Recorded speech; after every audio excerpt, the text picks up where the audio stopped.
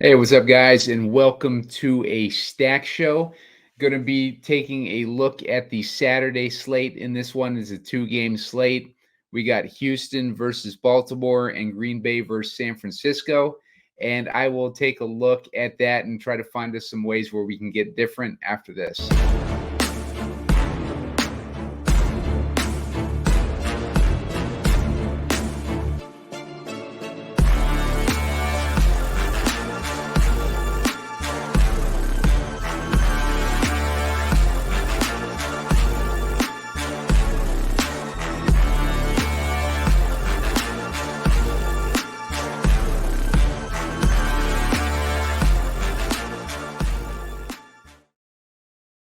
Hey, what's up, guys? Simon Edwards at Pumacom here with Heat Seeker Sports, and you're watching the Cheap Stack Show, or just a stack show since we're in the divisional round of the playoffs. And going to be taking a look at the Saturday two-game slate for the divisional round. We're looking at the Houston Texans versus the Baltimore Ravens. That's a 43.5-point total with Houston as 9.5-point dogs. And then we got the Green Bay Packers at the San Francisco 49ers. That is a 50.5-point total with the Green Bay Packers as 9.5-point dogs. So two games with huge spreads there.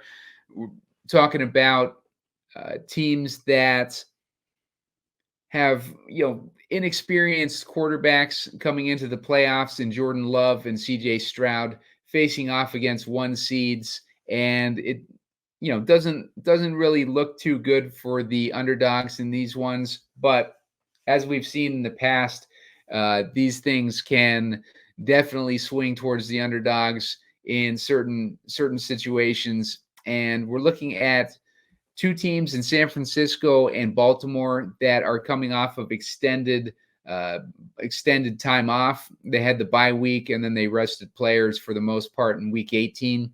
So a lot of these players haven't played in forever, and it's going to set up an interesting situation if you consider the rust factor with these number one seeds coming in against these high-powered offenses of these overachieving teams in the Texans and the Packers that have been two of the hottest teams in the entire NFL, and now they're coming into situations where they're have the potential to catch their opponents off guard. And we'll take a look at those games to see if we can find any edges in maybe ownership or matchups, and take a look at that in a second. But make sure to hit the like button. Looking for 15 likes to put out shorter video for my game script episodes. Probably won't be able to get a shorter video for this two-game slate out before the slate starts. Got a ton of other shows that I got to put out. So get me to 15 likes, and I'll focus on getting a shorter video out for the first game of the two-game slate for Showdown. But you can also obviously use that for the purposes of this one as well. So give me that. Give me up to 500 subscribers on my YouTube page. I'm at about 430 right now. I'm 70 off of that number. Want to get there before the end of the playoffs, so I appreciate everybody who's subscribed already. Just need a little bit of a push to get to the finish line there. So definitely appreciate that. Sign up for Underdog using the promo code SEEK, SEEK. Underdog's going to match you up to $100 on your first deposit. And on top of that, you can hit me up on Twitter at Pumacom, and I'll send you my rankings for the divisional round. And if not the divisional round, then the championship round next week. So our conference championships. So hit me up with that, and let's get into the analysis on this slate.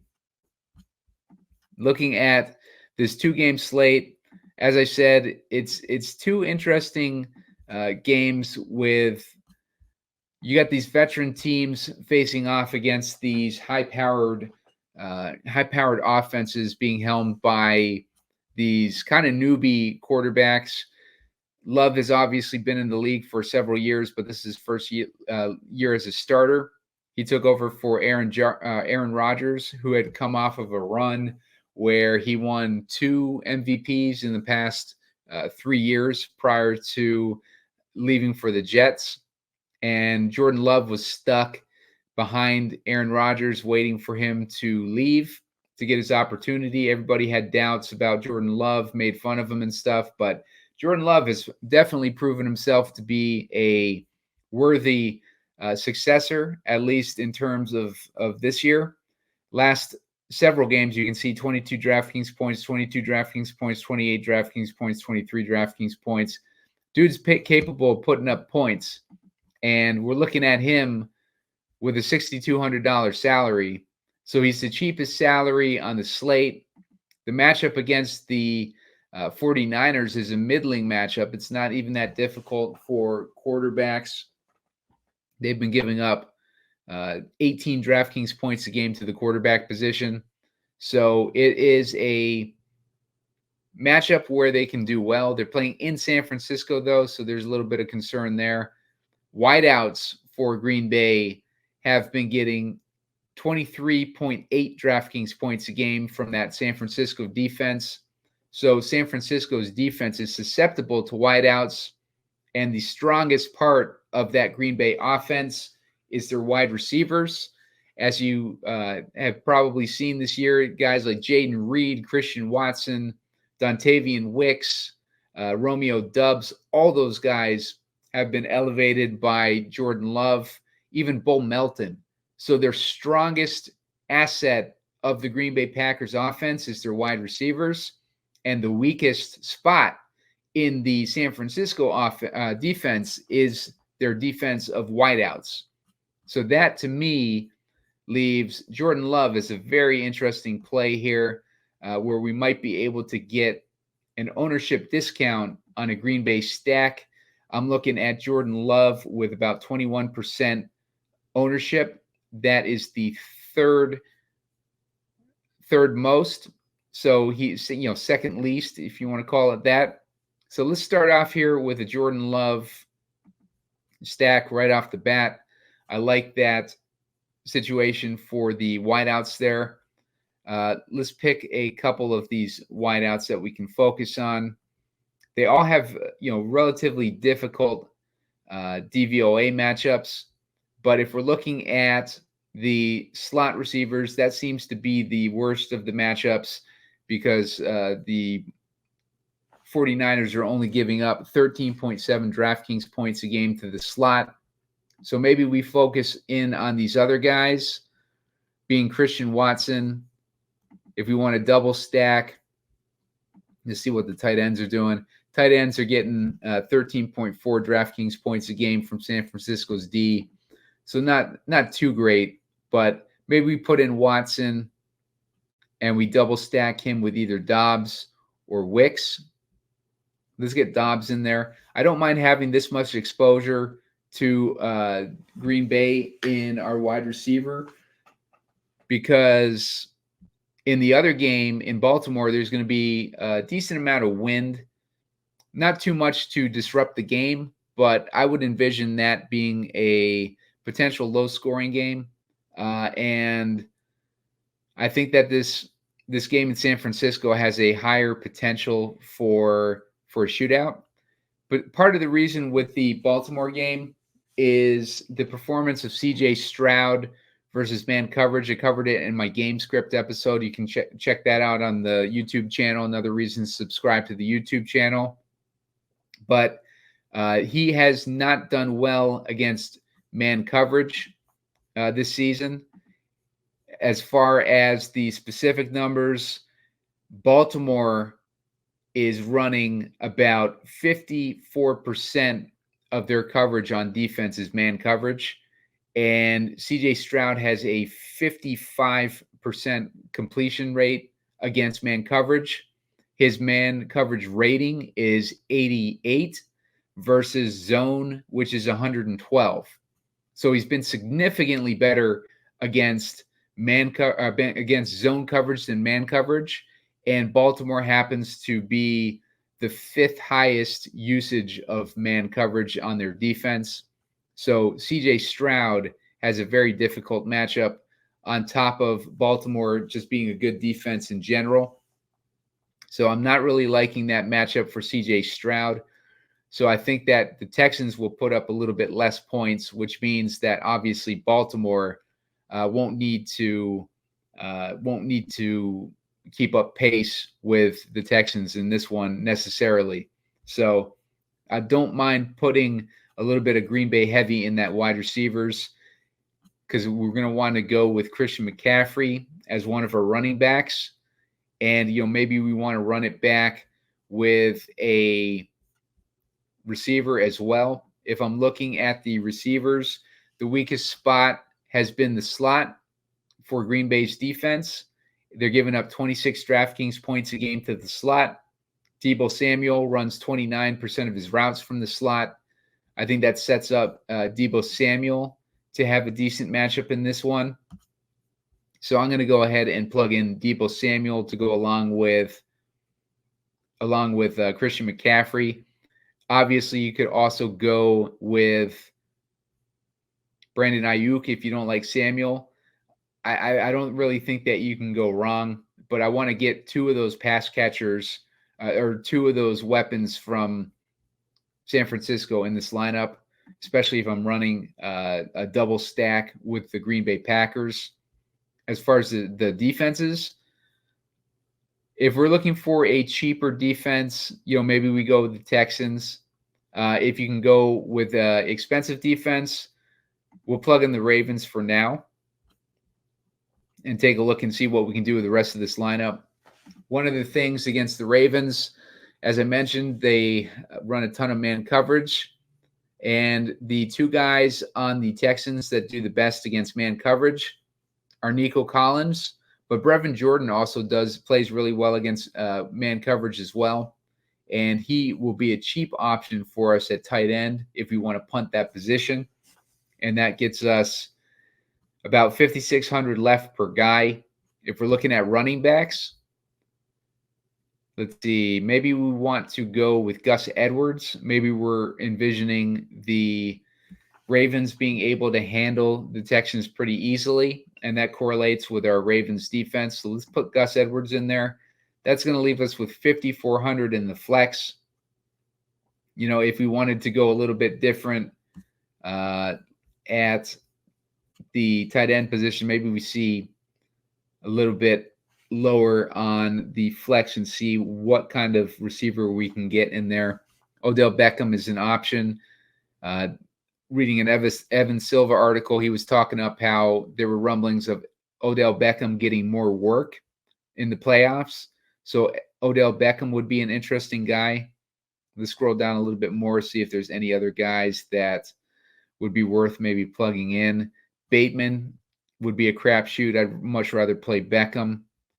If we wanted to go a little bit lower, Mechie is interesting with the injuries to the Houston wide receivers. Scroll down a little bit more. Let's see if we can find any cheap guys worth starting. I'm not seeing any. So I think that the best punt for me is Brevin Jordan. And if we want to look in that flex position, we could overstack that game and put in Kittle, or we could go in that direction I talked about with Beckham. If you wanted to swap out Dubs for Wicks, maybe. Although I think that Dubs is probably the better guy, but maybe with Christian Watson back, maybe we put in Wicks there. 6,100, that gets us. That way you can get in Zay Flowers, who I think should perform the best as far as the receivers for the Ravens this week. I mean, this lineup feels like a really easy build.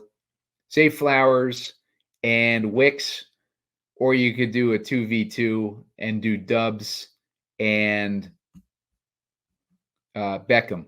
So I think there's a kind of a win-win, and that's if you want to go a Green Bay route, like that. I think is going to be a very interesting way to go if you want to go with Green Bay as your differentiator. If you think that the Texans can maybe outperform once again, let's try to put Stroud in there.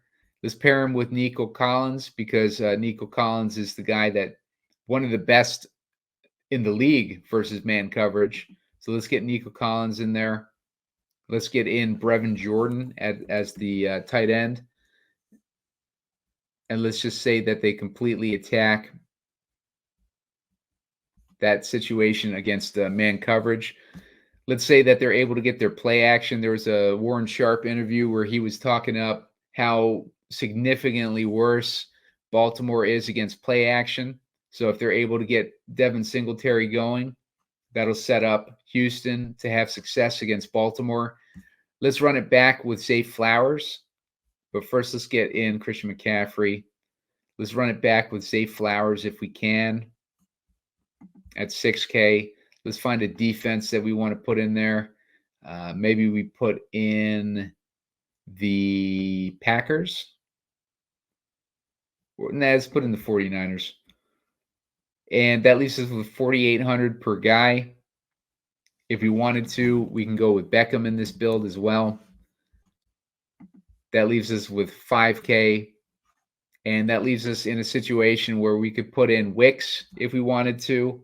We had him in that Green Bay matchup. And as I mentioned in the Green Bay matchup, it's going to be one of those wideouts that has the best success against Green Bay. Where's Christian Watson priced? He's at 4,200, so we can get Christian Watson in there easily. If we wanted to put Christian Watson in there, if you were a little bit uneasy about Brevin Jordan, let's see if we'd have any other options. We could put Kraft in there if we didn't want Jordan in there, but I like Brevin Jordan. That's another lineup that comes together really easily, and it makes a lot of sense. In the Houston having success against Baltimore, they got their play action going. CJ Stroud is hitting Nico Collins and Brevin Jordan. And they're running it back. Having success are Zay Flowers and Odell Beckham. We got the wideout represented in that San Francisco game to attack that weakness in the San Francisco defense, along with running it back with Christian McCaffrey. Maybe that's all we need from that game. 49ers defense on top of that. Maybe they're having success against Jordan Love. And, the reason why they're throwing to Watson is because they're playing from so far behind. And because they're playing from so far behind, it opens up the door for mistakes and pick sixes. So this lineup makes a lot of sense as far as correlation goes. Maybe we clear that one out and we go with a more popular build. I'm sure that Lamar Jackson will be the highest owned on the slate, but so will Brock Purdy. We want Brock Purdy in there. Let's get Debo in there. And let's get Christian McCaffrey in there. Let's run it back with one of those wideouts. I like Christian Watson for some reason this week. So let's get him in there from the defense. Let's go with the Ravens D in this one since we're focusing on this game. As far as the running backs, let's go with Gus Edwards because we're focused on this other game. Gus Edwards at 5,900. Let's go with that punt at Brevin Jordan again. We'll see if we can swap him out in a minute here. Leaves us with 5,300 per guy. Let's see. If we wanted to put it, we could put another Green Bay guy in there if we wanted to. We could go with Zay Flowers.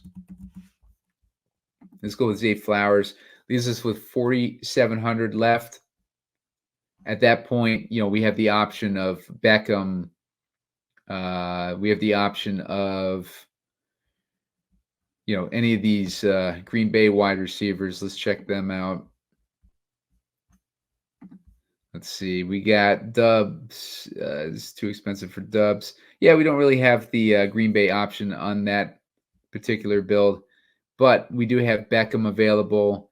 If we wanted to go with him, add a second receiver in there to go along with Gus Edwards and Zay Flowers.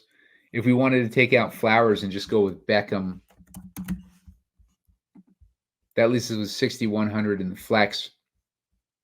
At that point, we can go Singletary, we can go Dubs, we can go Kittle. I don't mind Kittle at all. That way we're running Brevin Jordan as our. Let's get rid of Jordan. Let's get Kittle in there. We do that. We're left with 3,600. And at 3,600, we could get in Musgrave and go double tight end. We can get Brevin Jordan in there, like I was mentioning earlier. Just have you got a few options in that situation. If you want to run a guy like John Mechie or someone like that, you have that option as well. Obviously, make sure in your flex that you're playing someone from the later game. So if you need to put in Mechie, swap him out and put in like Watson or Samuel or someone like that in the flex. That's if you want to go with Kittle. You definitely have options when you go in this direction. You have options if you go in Brevin Jordan as the tight end. So definitely ways to go that are pretty easy in this 2-game build.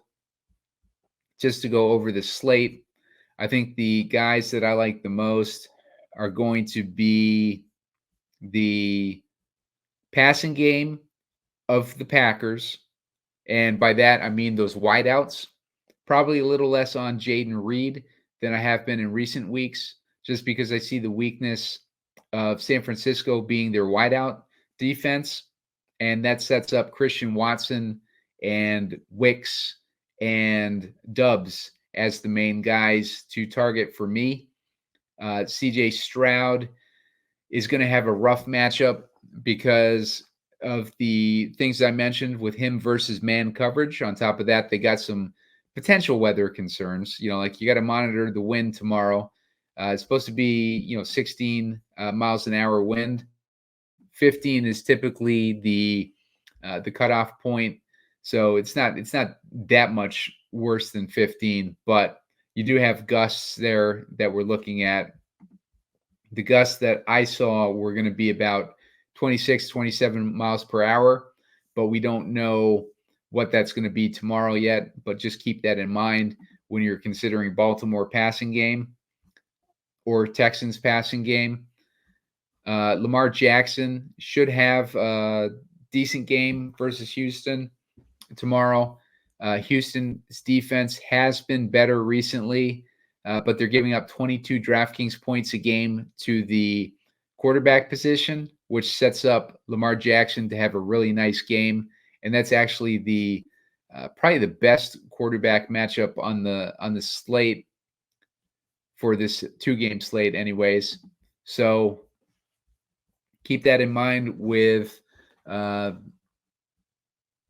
Lamar Jackson if you're considering the Ravens. I think as far as the wide receiver that you want to pair with him, I think that Zay Flowers is probably going to have the best matchup. But Beckham, if they start elevating Beckham at all, he should do really well. I do also like Likely. If we wanted to take out Kittle and put in Likely, that's going to leave us with 4,100 in the flex. I think in that situation, we got an option like Bateman. I don't really like Bateman this week. He hasn't really done much. Aguilar, I'd prefer Aguilar over Bateman. I think he's been getting a lot more work. Or like I said, you could go two tight end build with Musgrave. Also an option. Last week, Musgrave ended up getting 14 DraftKings points. He came back first week off of injury in a while. He played week 18, but he went through that stretch from 11 to 18 where he was out basically. Came back last week, or came back week 18, got that one target. Last week he had 3 targets and 1 touchdown. So Luke Musgrave, he's a guy that you can consider in that flex spot. San Francisco is giving up 13.4 DraftKings points a game to the tight end position. So got some options there. Let's take a look at the 4-game slate real quick. See if we can't find some decent plays there. Let's see. I'm going to look at Classic here. We'll check out a 4-game slate. They got a milli maker on this one.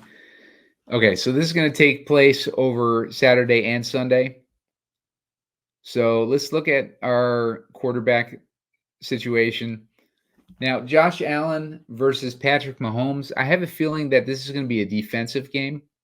I could easily be wrong on that, but just the way that the Kansas City defense has been playing lately, and I do think that the Bills.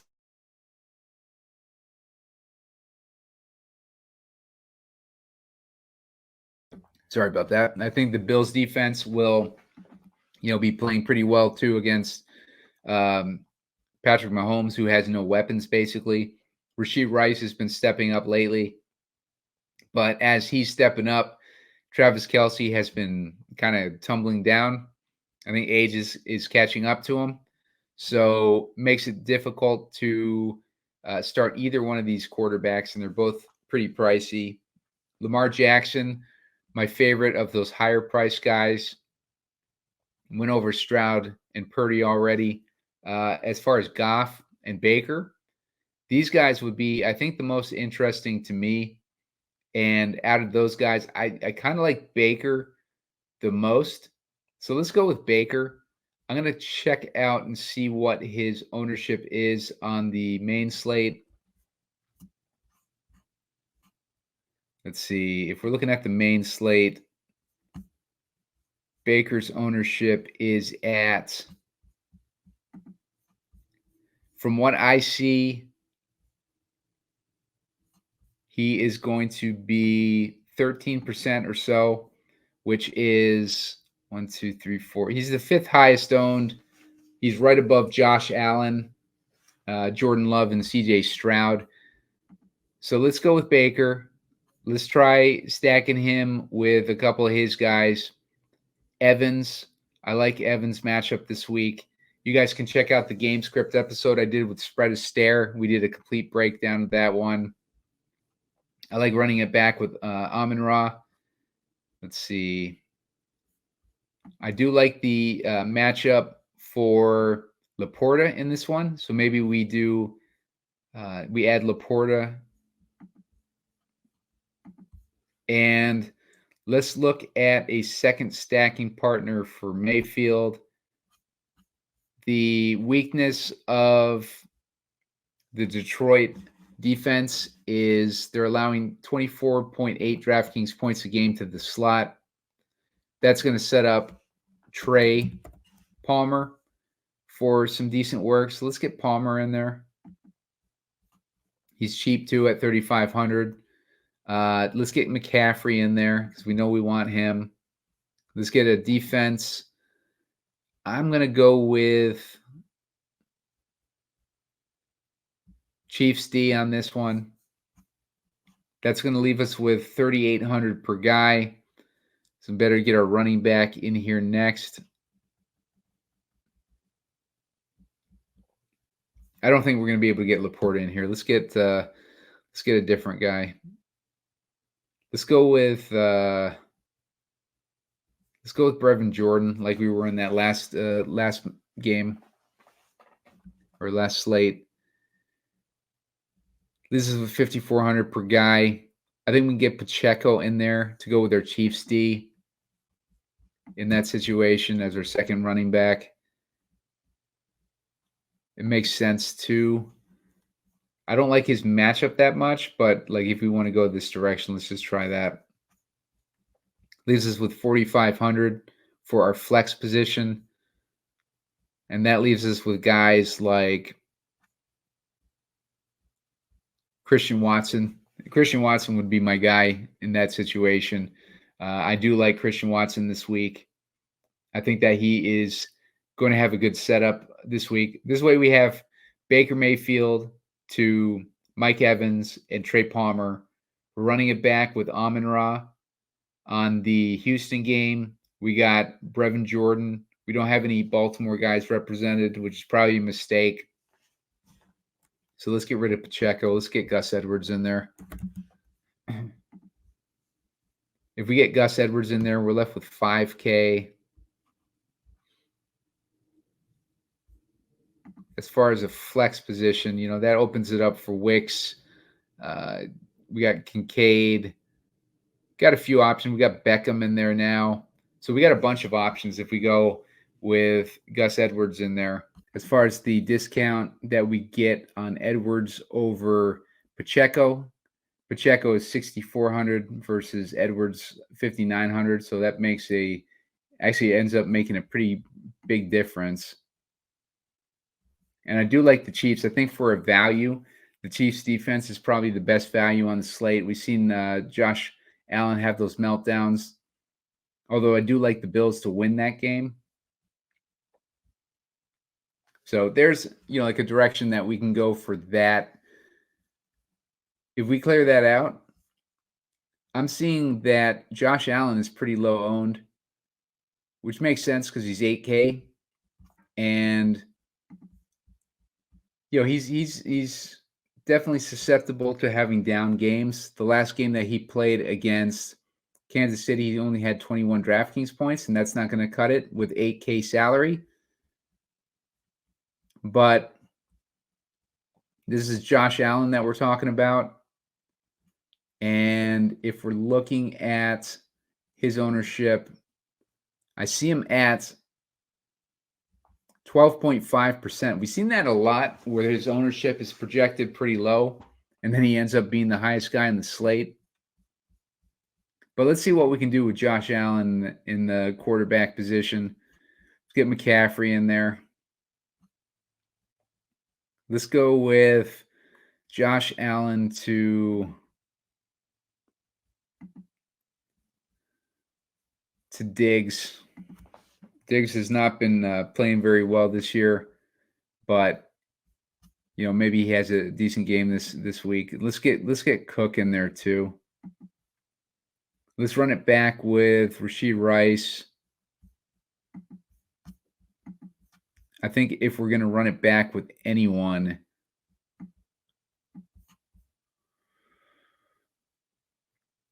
Rashee Rice or Kelsey are going to be the best options. So let's run it back with Rashee Rice. We're already just hamstrung on our salary, and I really don't like the build in general because I'm not a big fan of the Chiefs' offense this year. So spending 6,800 on freaking Rashee Rice just seems like I'm lighting money on fire. And we'd have to spend 6K on Kelsey. So it's very difficult to pull that trigger. I think the Pacheco is probably just the best value on that slate. So maybe we just get rid of Cook and we put Pacheco in there instead. Cook has a much better matchup than Pacheco. But for the sake of this build, let's do that. Let's get rid of Rice. I don't want to spend that much money on him. As far as the secondary receiver, let's get Shakir in there. You could also go with Dalton Kincaid, but Shakir is 3,800. That's pretty cheap. So let's go to the defense again. Let's go with the Chiefs D again. Let's just stack it, put them against our offense. Let's go to the tight end position. Let's go with Likely there. That leaves us with 4,300 per guy. If we wanted to go with a cheap receiver, Christian Watson. I keep going back to Watson. I just like Watson this week. At least it's with 4,400 for the flex. And then we can go down to, if you believe in Schultz. Schultz does not play as well in man coverage. So I'm not really buying Schultz this week. But he could get the volume to get there because, like I said, he's really the only other pass catcher that the Texans have right now. And if you scroll down, I don't really see too many great options. We're a few hundred shy of getting to Beckham. We need $200 to get to Beckham. So if we wanted to do that, we'd have to, bump down on the Chiefs defense or something, which, like makes sense. Maybe the Packers are able to, or maybe the Bucks are able to shake up Detroit. So let's put that Bucks D in there. That gets us to Beckham at least. So I mean that's a viable way to go if you want to go with the Bills build versus the Chiefs, which could easily end up being the highest scoring game on the slate. We know both those teams, when they play off each other, the score can go nuclear. This one we also have Green Bay versus San Francisco represented. We have Houston, Baltimore. We just have the Baltimore side of that one. It's not really a guy that we can plug in there from the Houston that's in that price range. So we have to go more with Beckham if we want to do that. So it's definitely a way to go. Let's check out and see what we could do with a Lamar Jackson build. He's only $100 less than Allen, but I like his weapons better. And it's just like the Chiefs Bills build is just tough to do. It's just too expensive, and the guys aren't really values at all. So if we want to go with Josh Allen, I don't want to go with Josh Allen. I want to go with Lamar Jackson. Let's stack him with Flowers and Likely. Let's look at the run back for Houston. I'm just going to go with Collins. Let's just get Collins in there. And for running back, let's stick with McCaffrey. And defense, let's go with that Chiefs D. This is for $4,200 per guy. If we're looking at the next running back that we can use, maybe we go with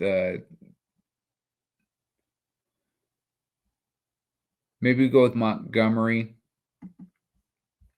Let's say that Detroit is handling Tampa Bay pretty well, and we're able to go with Montgomery in that situation. This is only $3,300 per guy, so it's a pretty tough situation to be in for that. Let's drop. I don't want to drop Collins if I'm going with that Baltimore stack, but maybe we can drop down from Flowers to Beckham. That gives us $4K per guy at least. So if we want to use our other wide receiver, let's go with Watson again. I like that price on him, $4,200. That leaves us with $3,900 left. And that puts us in Shakir territory. I like Shakir. I like Reynolds as an option. Ooh, I like Jameson Williams a lot at $3,000 for Jameson Williams. That's probably the best value on the slate.